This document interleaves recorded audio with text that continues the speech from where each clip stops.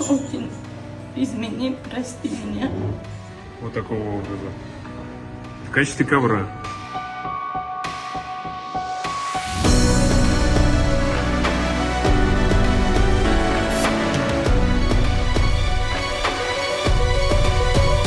Где родилась? Узбекистан.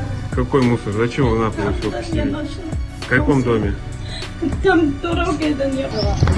ที่ไอ้นี่ดูได้เลย ผมก็ไม่รู้ว่าเขาจะยิงน้องตรงนั้นเลยหรือว่าจะยิงผม Я хочу его уничтожить куда-нибудь. Ищет. Я так никогда не думала туда.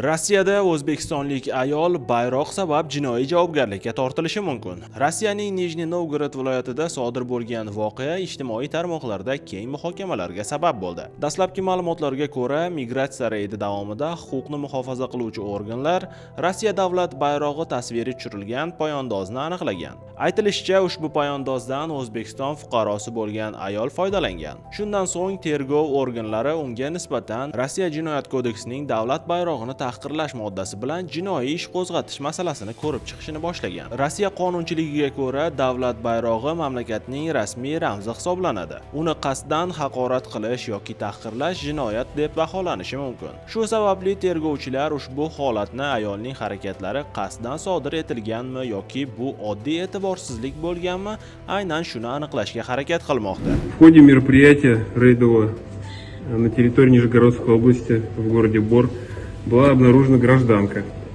Узбекистана, которая использовала символику Российской Федерации вот такого образа в качестве ковра. Подложился его под ноги. Что может по данному поводу пояснить? Для чего это сделали? Я просто мусор нашла. Вчера это. Я хочу мыть, поэтому. Что хотите? Я хочу мыть, потом почистить, потом куда-нибудь. А зачем вы на пол постелили? А там мусор валяется, а потом. Какой мусор? Зачем вы на пол все Там я постелили? нашла. В каком Мусор. доме? Там дороги до не было. Вас как зовут? Севара. Фамилию, отчество полностью. Мусаева Искандаров. Полностью фамилию, отчество, год рождения. Мусаева Севара Искандаров. Ayni paytda bu ish bo'yicha yakuniy sud qarori e'lon qilinmagan. Demak, ayolning aybdor yoki aybsiz ekani faqat sud qaroridan keyin ma'lum bo'ladi.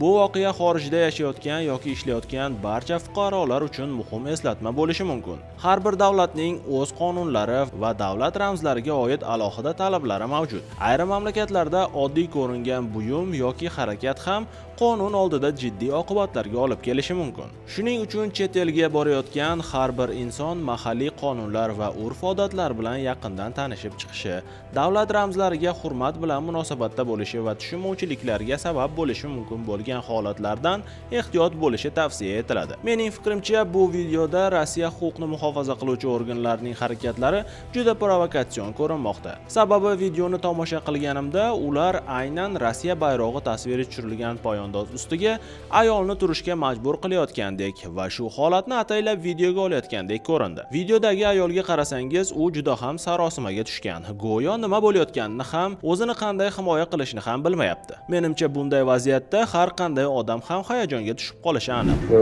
Фамилия, имя, отчество. Мусаева Севара. Так. Место рождения. Где родилась? Узбекистан. Что ты хочешь сказать? Очень измени, прости меня. Я хочу его уничтожить куда-нибудь. Ищет. Я так никогда не думала туда. Shu bilan birga tabiiy savol tug'iladi. Agar bayroq tasvirlangan gilamni ishlab chiqarish va sotish mumkin bo'lsa, nega javobgarlik faqat uni ishlatgan shaxsga yuklatiladi? Tashqi ishlar vazirligi bunga jim qarab turmasligi kerak. Sizningcha bu holat qasddan sodir etilganmi yoki oddiy e'tiborsizlik natijasimi? Fikrlaringizni izohlarda yozib qoldiring. Tasavvur qiling, siz xorijda dam olyapsiz. Hammasi odatdagidek, ammo bir necha soatdan keyin sizdan hech qanday darak bo'lmaydi. Bir necha kun o'tgach esa siz minib yurgan mototsikl yerga ko'milgan holda topiladi. Aynan shunday voqea Tailandda rossiyalik opa-uka bilan sodir bo'ldi.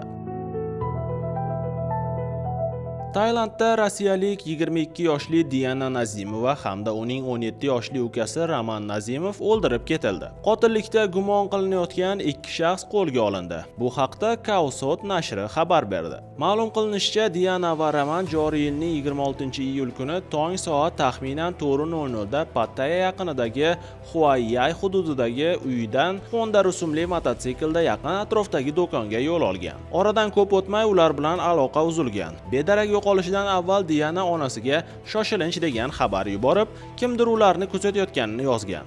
Shuningdek, uning telefoniga yaqin atrofda noma'lum Bluetooth tracker aniqlangani haqida ogohlantirish kelgan. Shundan so'ng opa-ukaning telefonlari o'chib qolgan. Onasi ularning qaytib kelmaganidan so'ng politsiyaga murojaat qilgan. Qidiruv ishlariga politsiya, mahalliy aholi va xizmat itlari bilan kinologlar jalb etilgan. Kuzatuv kameralarida rossiyaliklar ortidan yana bir mototsikl harakatlangani aniqlangan.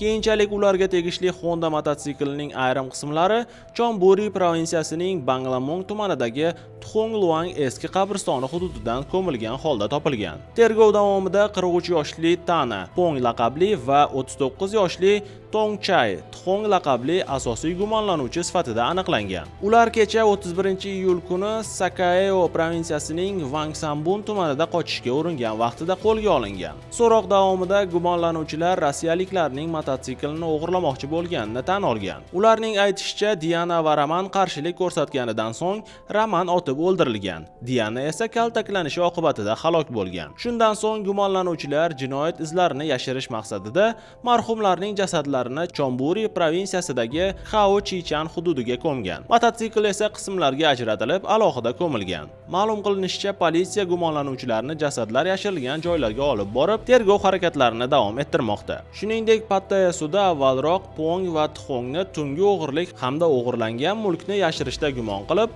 ularni hibsga olishga order bergan. Bundan tashqari, Hoy va Phang ismli yana ikki shaxs mototsikl qismlarini ko'mish va gumonlanuvchilarning qochishiga yordam bergan bo'lishi mumkinligi yuzasidan so'roq qilinmoqda. Ular esa ayblovlarni rad etib, Pong va Txongni tanimasliklarini bildirgan. Agar siz Tailand yoki boshqa xorijiy davlatlarga, ayniqsa orollarga sayohat qilishni rejalashtirayotgan bo'lsangiz, har doim yaqinlaringizga qayerda ekanligingizni xabar qilib turing. Telefoningizni joylashuv funksiyasini ishonchli insonlar bilan ulashing. Notanish odamlarning takliflariga ehtiyotkorlik bilan yondashing va iloji boricha kechasi kimsasiz joylarda yolg'iz harakatlanmang. Shuningdek, transport vositasini ijaraga olayotganda faqat ishonchli kompaniyalardan foydalaning. Shaxsiy ma'lumotlaringizni begonalarga bermang va shubhali vaziyatni sezsangiz, darhol mahalliy politsiya yoki mamlakatingizning elchixonasiga murojaat qiling. Sayohat unutilmas xotiralar uchun bo'lishi kerak. Fojiaga aylanmasligi uchun esa ehtiyotkorlikni hech qachon unutmang. Sizlarga yetkazmoqchi bo'lgan xabar va lavhalarimiz shulardan iborat edi. Uzbom TV kanaliga obuna bo'ling, videorolik ostiga like bosing va bizni kuzatishda davom eting. Kunning muhim va dolzarb yangiliklari bilan Davronbek Tursunboyev bo'ldi. Xayr, salomat bo'ling.